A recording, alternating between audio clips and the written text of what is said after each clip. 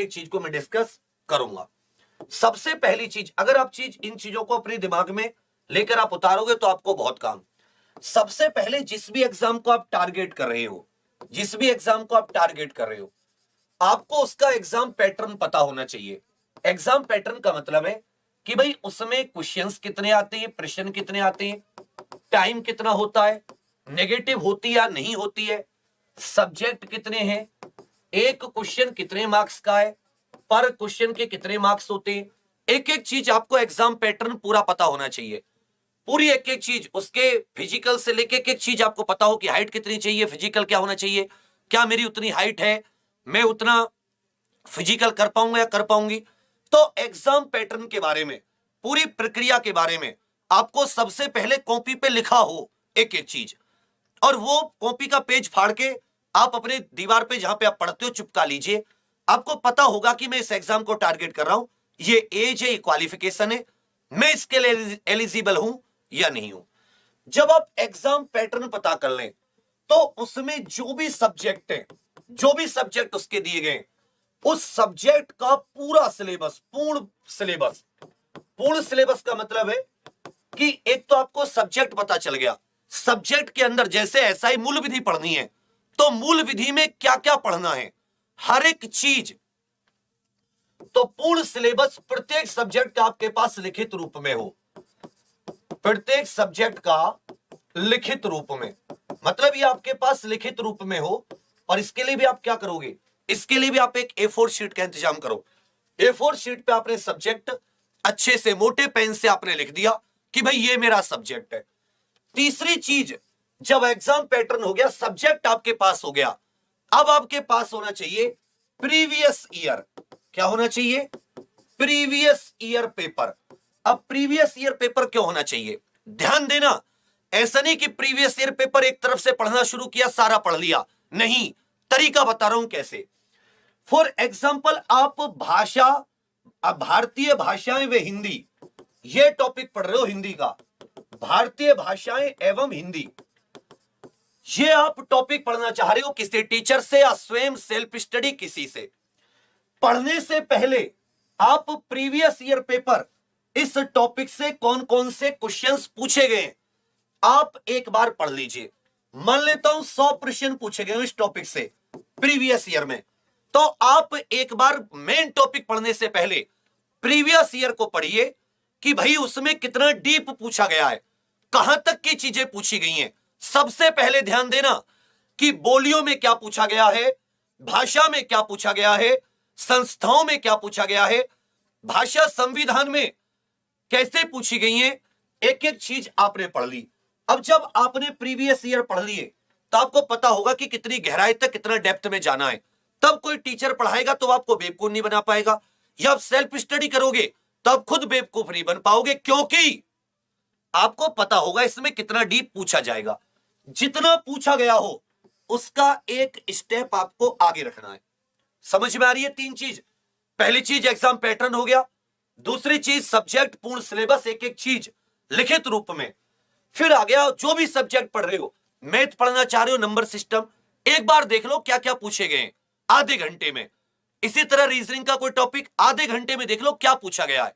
GK history क्या पूछा गया, कितना पूछा गया है, एक बार आपको अंदाजा हो जाएगा कि भाई प्रीवियस ईयर इस तरह से, कांस्टेबल हो या एसआई हो, सबके खूब सारे प्रीवियस ईयर है और फ्री में मौजूद है example.com पर। कहां पर, एक बार लिखो कमेंट में, www.example.com पर विद सॉल्यूशन। अब समझो, तो लेने की भी जरूरत नहीं पड़ी पैसे की। जब ये तीन चीज हो गई, जो चौथी चीज, हाथ से नोट्स बनाओ।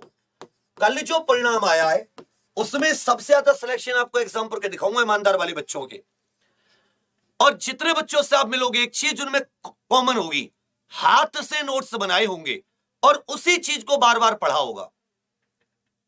ऐसे बहुत से बच्चे जिन्होंने पहले अटेम्प्ट में क्लियर किया है, क्योंकि 25 साल से कम उम्र वाले बहुत सारे बच्चे हैं इसमें, तो वो फर्स्ट अटेम्प्ट वाले। तो हाथ से नोट्स।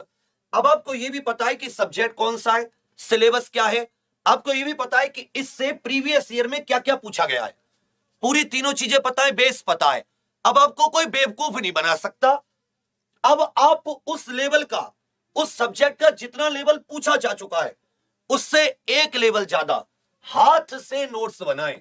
इसमें समय लगता है, लेकिन ये एक ऐसी चीज है जो तुम्हारे सिलेक्शन के चांस हैं वो बाकियों से दोगुने हो जाते हैं।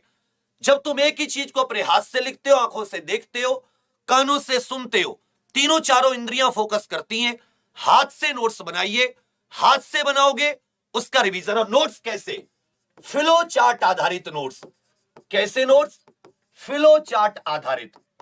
ऐसे नहीं कि तुमने पूरा पैराग्राफ लिखना शुरू किया कि दहेज प्रतिशत अधिनियम इस दिन से इस दिन को लागू हुआ, ये नहीं, बिल्कुल एकदम फ्लो चार्ट में। फ्लो चार्ट में हम लोग बनवाते हैं कि आप कुछ भी पढ़ रहे हो तो उसको फ्लो चार्ट में, उससे जुड़ी हुई एक एक चीज को आपने फ्लो चार्ट में बताना, लिखना शुरू किया। यह सबसे सही तरीका होता है, रिवीजन में आपको बहुत ज्यादा मदद करता है। चौथी चीज क्या होगी? हाथ से नोट्स बना लिए अच्छे से। पांचवा पॉइंट, आपने रिवाइज किया। रिवाइज किया नोट्स को बनाने के बाद में, नोट्स को आपने क्या किया? रिवाइज किया, ठीक है। और बस ये 5 काम करके कुछ नहीं करना। जो पढ़ा उसी के previous year plus practice questions किए रिवाइज करने के बाद में। भाई प्रीवियस ईयर भी आपके पास है और आपने उसके प्रैक्टिस क्वेश्चंस ले लिए। आपने जो पढ़ा उसके प्रीवियस ईयर करे सबसे पहले कि भाई मैंने जो पढ़ा, मैंने मान लो आपको मोटर वाहन अधिनियम पढ़ाया तो एक बार अच्छे से पढ़ा दिया। अब आपको यह चीज करनी है कि क्या प्रीवियस ईयर कर पा रहे हो। और फिर छठी चीज प्रैक्टिस। कुछ मत करो, फिर से सुन लीजिए, जितने आप लाइव देख रहे हो बाद में देखें, यह चीज कोई नहीं बताएगा और तुम इन 6 स्टेप को बस फॉलो कर लो।